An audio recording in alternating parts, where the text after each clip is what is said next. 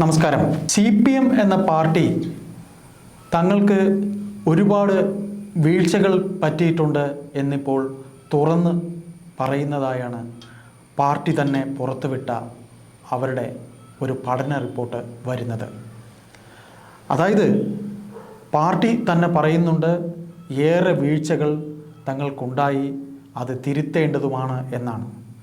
അതായത് ഇത് കാലാകാലങ്ങളിൽ പാർട്ടി ഇങ്ങനെ ഓരോ കുമ്പസാരങ്ങൾ നടത്താറുണ്ട്. ഇങ്ങനെ കുമ്പസാരങ്ങൾ നടത്തി ആ കുമ്പസാരത്തിനെയാണ് തിരുത്തൽ എന്ന് പറയുന്നത്.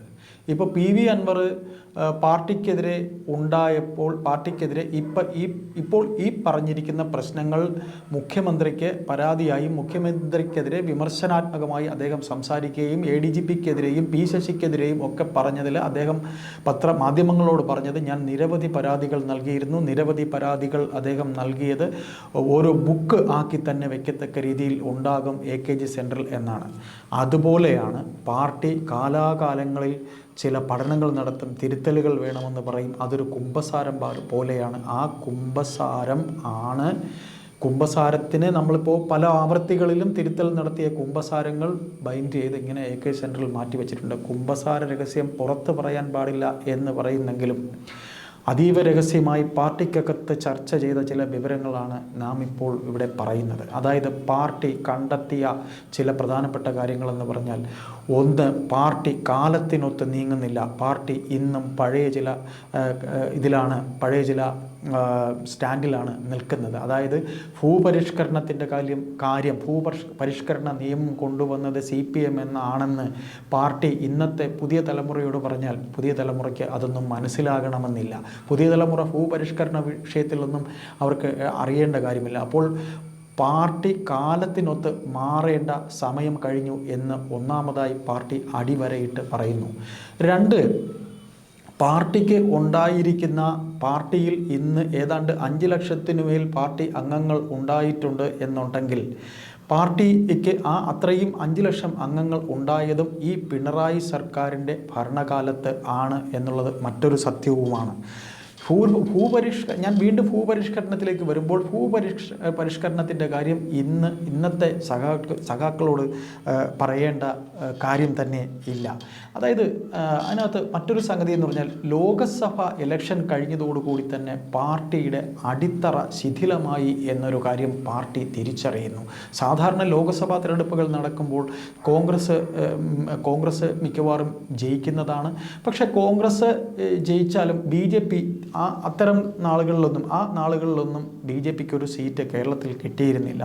പക്ഷേ ഈ അവസരത്തിൽ CPMനും കോൺഗ്രസിനെയും ഞെട്ടിച്ചുകൊണ്ട്, പ്രത്യേകിച്ച് CPMനെ ഞെട്ടിച്ചുകൊണ്ട് BJPക്ക് ഒരു ലോകസഭാ സീറ്റ് കിട്ടിയിരിക്കുന്നത് പാർട്ടിയുടെ അടിത്തറ ഇളകി എന്നുള്ളത് തന്നെ, അടിത്തറ ശിഥിലമായി എന്നുള്ളത് തന്നെയാണ് കാണിക്കുന്നത്. അതിൻ്റെ കാരണം എന്നാൽ CPM എന്ന പാർട്ടിക്ക് കിട്ടുന്ന വോട്ട് എന്ന് പറയുന്നത് ഹിന്ദു വോട്ടാണ്. ആ ഹിന്ദു വോട്ടുകളിലേക്ക്, അതായത് CPM വോട്ടുകളിലേക്ക് BJP കടന്നു കയറി എന്നുള്ളത് തന്നെയാണ് മനസ്സിലാക്കാനുള്ളത്. അതായത് ഇത്തരത്തിൽ ഈ പറയുന്ന പോലെ ഞാൻ ആദ്യം പറഞ്ഞു PV അൻവറിൻ്റെ പരാതി, ഇത്തരത്തിൽ PV അൻവറിൻ്റെ പരാതി ബുക്കായി അവിടെ AK സെൻട്രൽ ഇരിക്കുന്നു എന്ന് ഞാൻ ആദ്യം പറഞ്ഞു. അതുപോലെ തന്നെയാണ് ഇപ്പോൾ പാർട്ടിയുടെ ഈ തിരുത്തൽ രേഖയിൽ പറഞ്ഞിരിക്കുന്ന ഒന്നാമത്തെ പോയിന്റ്, ഇത് പാർട്ടിയുടെ അടിത്തറ ശിഥിലമായി എന്നുള്ളതാണ്. പിന്നെ രണ്ടാമത്, സഖാക്കളെല്ലാം തന്നെ കോടിപതികളായിരിക്കുന്നു. സഖാക്കൾ കോടിപതികളായെന്ന് പറഞ്ഞാൽ സഖാക്കൾക്ക് കാശിനോടാണ് ഇപ്പോൾ ആർത്തി. സാധാരണക്കാരനോട് ഇടപഴകാനോ സാധാരണക്കാരൻ്റെ വിഷയങ്ങൾ ചർച്ച ചെയ്യാനോ സഖാക്കൾക്ക് ഇന്ന് നേരമില്ല.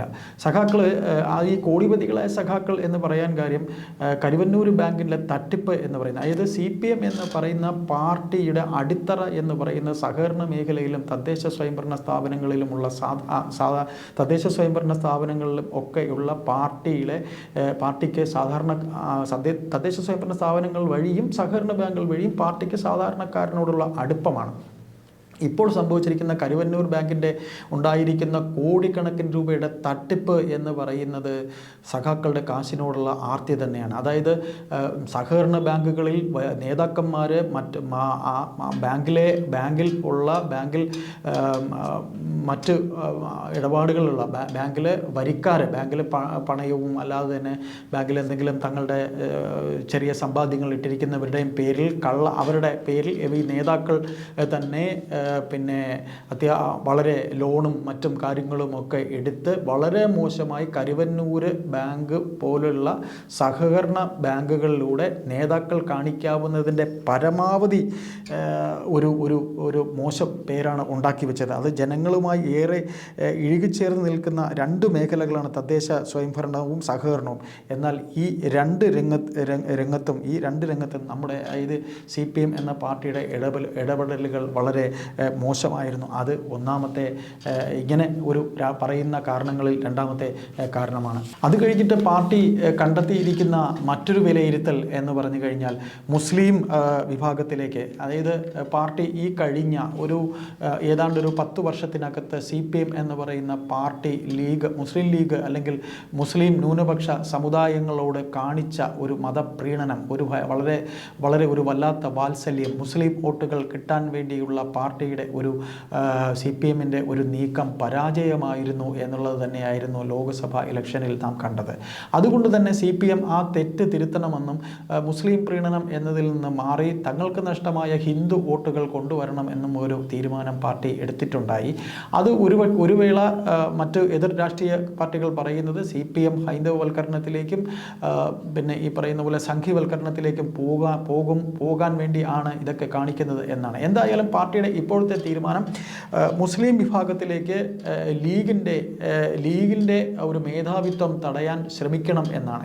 ഇപ്പോൾ പുറത്തു വരുന്ന മറ്റൊരു രഹസ്യം, ലീഗിലെ നേതാക്കൾ തന്നെ CPMനോട് അടുക്കാനായി കരുനീക്കങ്ങൾ നടത്തിയിരുന്നു. കാര്യം ലീഗ് എന്ന് പറയുന്ന പാർട്ടിക്ക് ഭരണത്തിലില്ല എന്ന് ഉണ്ടെങ്കിൽ അവർ ഒന്നുമല്ല എന്നുള്ളത് വളരെ സത്യമാണ്. വെറും ബിഗ് സീറോയായ ലീഗ്, അതായത് പട്ടിണിയായ ലീഗ് എന്ന് വേണമെങ്കിൽ പറയേണ്ടി വരും. അങ്ങനെ ഈ ലീഗ് CPMുമായി രഹസ്യമായി ചേരാൻ രഹസ്യ ചങ്ങാത്തത്തിന് ലീഗിലെ പല നേതാക്കളും മുതിർന്നിരുന്നു എന്നൊരു രഹസ്യം കൂടെ പുറത്തു വരുന്നുണ്ട്. അപ്പോൾ CPM ഇതിൽ കണ്ടെത്തിയിരിക്കുന്നത് മുസ്ലിം വിഭാഗത്തിലേക്ക് കടക്കാനായി മുസ്ലിം സമുദായത്തിനിടയിൽ ഉണ്ടായിരിക്കുന്ന മേധാവിത്വത്തെ CPM പൊളിക്കണം എന്ന് തന്നെയാണ് മറ്റൊരു കണ്ടെത്തൽ CPM നടത്തിയിരിക്കുന്നത്.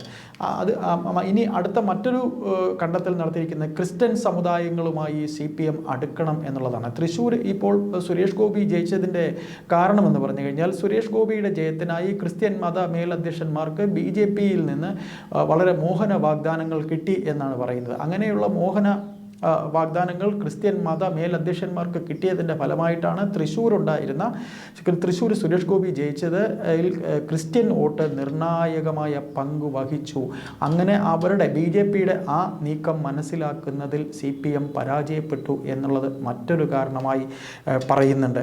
മൂന്നാമതായി ഇപ്പോൾ ഹിന്ദു വിശ്വാസികളിലേക്കും മൂന്നാമതായി എന്നല്ല മറ്റൊരു പോയിൻ്റായിട്ട് നമുക്ക് പറയാവുന്നത് വിശ്വാസികളിലേക്കും നവോത്ഥാന മൂല്യങ്ങളുമൊക്കെ പകരാനുള്ള പുതിയ പ്രഭാഷകരെ ഇപ്പോൾ ഹിന്ദു സംഘടനകൾ ഹിന്ദു സമുദായത്തിലേക്കൊക്കെ വരുന്ന സമുദായത്തെ കൂടുതൽ അടുപ്പിക്കുന്നതിലേക്ക്, അതായത് ഹിന്ദു മതവിശ്വാസികളെ അടുപ്പിക്കുന്നതിലേക്ക് പാർട്ടിയുമായി ചേർന്ന് നിൽക്കുന്നവരെ, നവോത്ഥാന മൂല്യം പകരുന്ന പ്രഭാഷകരെ ഇനി കണ്ടെത്തി അങ്ങനെ ഹിന്ദു വോട്ട് കൂടെ തങ്ങളിലേക്ക് അടുപ്പിക്കണം എന്നുകൂടെ CPM പറയുന്നുണ്ട്.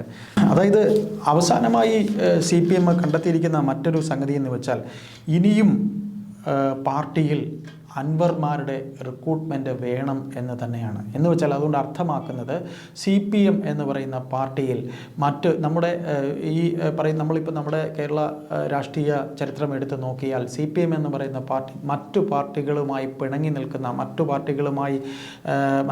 അതായത് ഇപ്പോൾ കോൺഗ്രസ്സുകാരനായിരുന്ന ലോനപ്പൻ നമ്പാടനെ കേരള കോൺഗ്രസ്സുകാരനായിരുന്ന ലോനപ്പൻ നമ്പാടനെ CPMലേക്ക് കൊണ്ടുവന്നു. കോൺഗ്രസ്സുകാരനായിരുന്ന TK ഹംസയെ CPMലേക്ക് കൊണ്ടുവന്നു.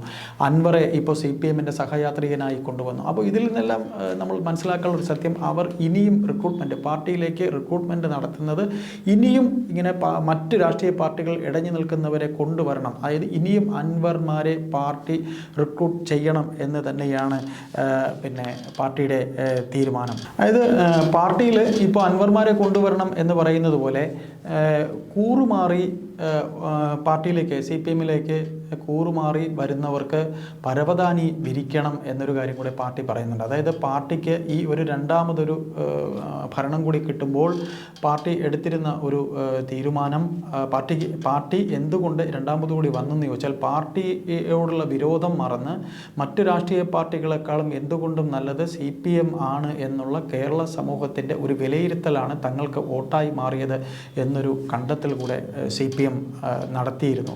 അങ്ങനെ കൂറുമാറി വരുന്നവർക്ക് പരവതാനി വിരിക്കണം എന്ന് തന്നെയാണ് പാർട്ടിയുടെ മറ്റൊരു തീരുമാനം.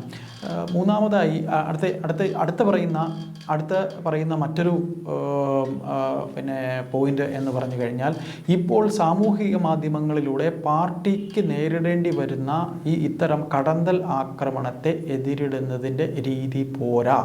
CPM-ന് സാമൂഹിക മാധ്യമങ്ങളിലൂടെയും അല്ലാതെ മാധ്യമങ്ങളിലൂടെയും നേരിടേണ്ടി വരുന്ന പാർട്ടിക്കെതിരെയുള്ള ആ ഒരു ആക്രമണത്തെ നേരിടാൻ പാർട്ടി തന്നെ അത്തരത്തിൽ സാമൂഹിക മാധ്യമങ്ങളിൽ പാർട്ടിക്ക് വേണ്ടി, ഗവൺമെൻറ്റിന് വേണ്ടി, ഗവൺമെൻറ്റിൻ്റെ നല്ല കാര്യങ്ങൾ പറയുന്നതിന് പ്രചാരവേല ചെയ്യണം എന്നുകൂടിയാണ്. അതായത് നിലവിൽ നാം ഇതുവരെ സംസാരിച്ചത് CPM എന്ന് പറയുന്ന രാഷ്ട്രീയ പാർട്ടിക്ക് ഉണ്ടായിരിക്കുന്ന തെറ്റ്, അവർക്ക് തെറ്റ് പറ്റി എന്നുള്ള കാര്യത്തിൽ ഒരു തിരുത്തൽ രേഖ വളരെ അതീവ രഹസ്യമായി പാർട്ടി അണികളുമായി സംസാരിച്ച് പാർട്ടിയുടെ പഠന കേന്ദ്രങ്ങൾ തയ്യാറാക്കിയ റിപ്പോർട്ടിലെ ഏറ്റവും വിശദമായ ചില വിവരങ്ങളാണ് നാം ഇപ്പോൾ ഇവിടെ സംസാരിച്ചത്.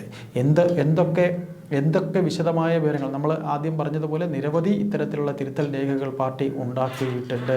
അതെല്ലാം തന്നെ AK സെൻട്രൽ ബൈൻഡിട്ട് സൂക്ഷിച്ചിട്ടുമുണ്ട്. അത്തരത്തിൽ ഒന്നായി തീരുമോ ഇത് എന്നുള്ള കാര്യം നമുക്ക് ഇനി വരും കാലത്ത് കാത്തിരുന്ന് നമുക്ക് കാണേണ്ടി വരും. നന്ദി, നമസ്കാരം.